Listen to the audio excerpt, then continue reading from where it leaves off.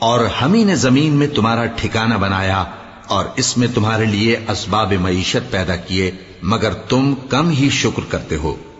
اور ہم ہی نے تم کو ابتدا میں مٹی سے پیدا کیا، پھر تمہاری شکل و صورت بنائی، پھر فرشتوں کو حکم دیا کہ آدم کے آگے سجدہ کرو تو سب نے سجدہ کیا لیکن ابلیس کہ وہ سجدہ کرنے والوں میں شامل نہ ہوا۔ اللہ نے فرمایا جب میں نے تجھ کو بھی حکم دیا تھا تو کس چیز نے تجھے سجدہ کرنے سے باز رکھا؟ اس نے کہا کہ میں اس سے افضل ہوں، مجھے تو نے آگ سے پیدا کیا ہے اور اسے مٹی سے بنایا ہے۔ فرمایا تو بہشت سے اتر جا، تجھے شایع نہیں کہ یہاں تکبر کرے، پس نکل جا کہ تو ذلیل لوگوں میں سے ہے۔ اس نے کہا کہ مجھے اس دن تک مہلت عطا فرما جس دن لوگ قبروں سے اٹھائے جائیں گے۔